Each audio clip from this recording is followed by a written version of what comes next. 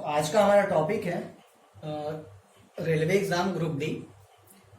और पहले जो क्वेश्चन आ चुका है रेलवे एग्जाम में वो मैं बता रहा हूँ। ठीक है, पहला क्वेश्चन क्या बोलता है, मैं क्वेश्चन लिख नहीं रहा हूँ कि क्वेश्चन थोड़ा लंबा लंबा है, सिर्फ मैं क्वेश्चन समझा दे रहा हूँ। तो पहला बोलता है कि एक रेक्टेंगल है,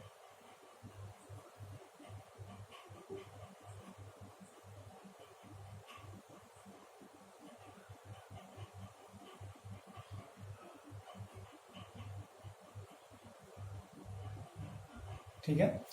ये रेक्टेंगल को 5 भाग में हम लोग बांटे हैं और पांचों रेक्टेंगल सेम है। मेरा फिगर्स मैं अच्छा से बना नहीं पाया, इसका मतलब ए बी सी डी और ई वो चारों सेम रेक्टेंगल है, मतलब इसका लेंथ और ब्रेड्थ सबका सेम है, लंबाई और चौड़ाई सबका सेम है। ठीक है, तो अगर इसको हम जैसे इसका लंबाई हो गया जो भी m मानते हैं, तो ये भी m है, ये भी m है, और ये सॉरी चौड़ाई है, ब्रेड्थ है।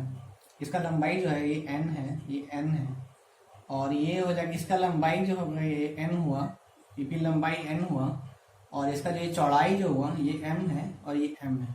ये बोलने का मतलब हुआ कि कोई भी आप rectangle low, a low, b low, c low, d या e लो, वो सब सेम ही है, m और n दोनों का सबका। तो साइड्स जो है रेक्टेंगल के वो m इंटू n है। ठीक है, तो आप ये फिगर से देख सकते हो, ये फिगर से मेरे को क्या मिलता है कि m plus m plus m, ये जो बड़ा वाला रेक्टेंगल है ए बी सी डी, इसमें ए बी जो है रेक्टेंगल का सामने सामने वाला सेम होता है, ए बी और डी सी बराबर होता है। ए बी क्या है, ए बी है m प्लस m, और वो डी सी के बराबर है। डी सी कितना है, n प्लस n। इसका मतलब क्या निकला कि 3m is equal to 2n। ठीक है, इस क्वेश्चन में मेरे को n फाइंड करना है, n क्या है, ये क्वेश्चन था मेरा। ठीक है, और एक चीज गिवन है, गिवन क्या है, area of rectangle A B C D. ये कितना दिया हुआ, ये दिया हुआ 7500। ठीक है, तो अब हम लोग निकालते हैं, एरिया के फॉर्मूला से निकालते हैं। तो एरिया ऑफ रेक्टेंगल होता क्या है, लेंथ इनटू ब्रेड्थ। तो लेंथ मेरा क्या है, ठीक है, तो लेंथ है मेरा, किसी एक को ले लो, एम 3m ले लिया। तो ए बी हो गया लेंथ 3m इंटू ब्रेड्थ क्या है ए डी, तो ए डी क्या हुआ n प्लस m, ये एरिया के बराबर हो गया 7500। ठीक है, अब इसको आगे बनाते हैं, सॉल्व करते हैं। तो ये 3 से ये कट जाएगा, तो 2500। ठीक है, m इंटू n के जगह पे हम लोग लिख सकते हैं 3m बाई 2। ठीक है, यहाँ m आ गया, इसको लिख सकते हैं फिर 2 times of m 3m plus 2m is equal to 2500।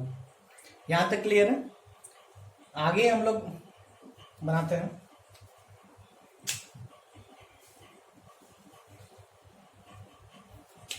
ठीक है, यहाँ पे n निकालना है, ये ध्यान रखें।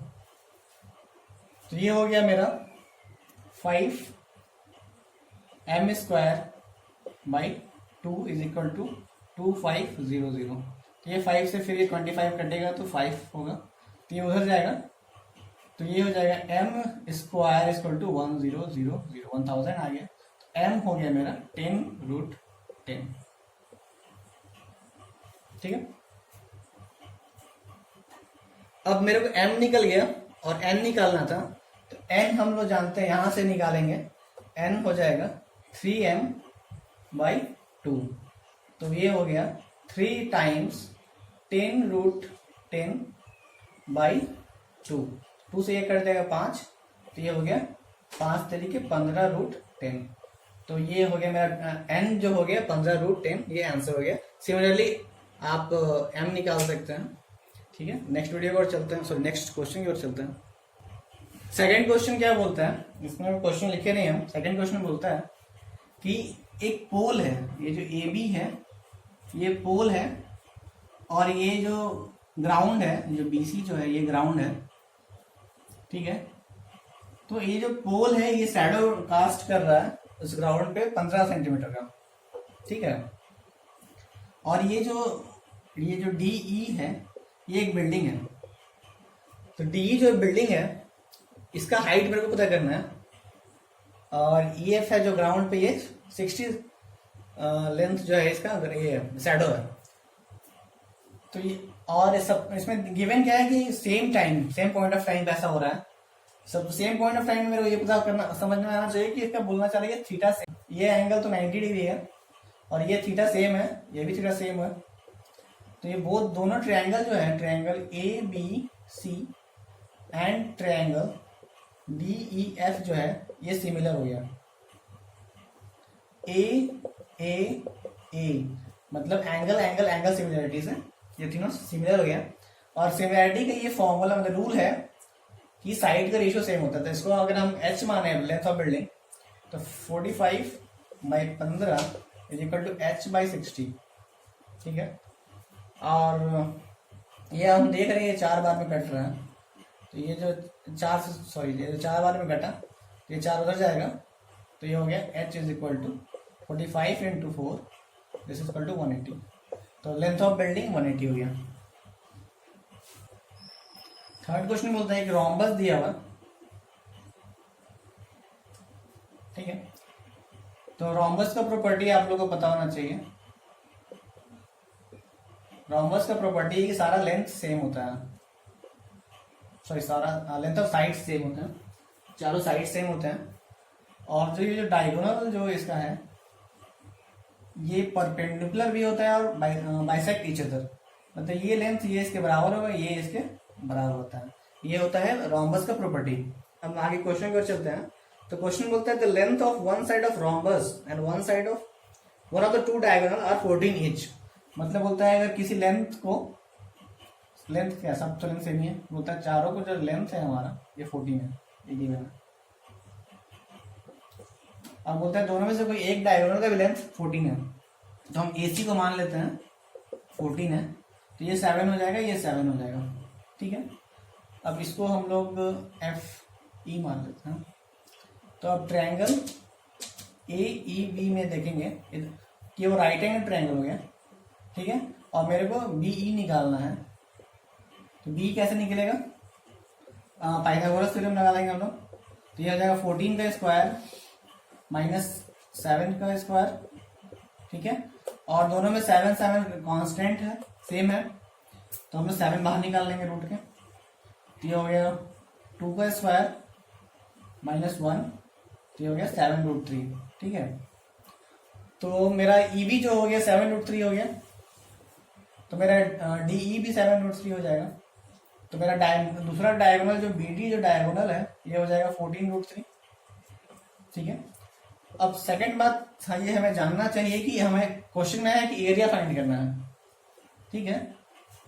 तो एरिया का फॉर्मूला होता है 1/2 D1 × D2, ये रोम्बस का होता है, ठीक है। तो 1/2 D1 क्या है हमारा 14 गिवन था, D2 क्या है 14√3 हम निकाले हैं, तो 2 से 7, तो 14 × 7 होता है 98, ये हो गया हमारा आंसर, ठीक है। इसमें एक और चीज समझने वाली बात क्या है कि इतना जो हम लोग किए, इसके अलावा एक और, जब जैसे ही हमारा ये जो पार्ट निकल गया था 7√3, तो हमको डायगोनल मतलब ये फॉर्मूला अगर हमें नहीं आता है तो हम लोग लगा सकते हैं 1/2 × 7 × 7√3 × 4, क्योंकि ये चारों सेम एरिया होता है। आप देख लो चारों का ये जो है सेम है, तो ये हो जाएगा 2, तो हो गया 49 × 2 98√3। आप दोनों तरीका से इसको बना सकते हैं, ठीक है। और हम लोग इस चैनल में और भी वीडियोस डालते रहेंगे, ग्रुप D और कोई भी रेलवे एग्जाम और कोई भी कॉम्पिटिटिव एग्जाम हो, SSC CGL या बैंक PO, तो आप सब्सक्राइब कर लो और लाइक कर दो। Thank you.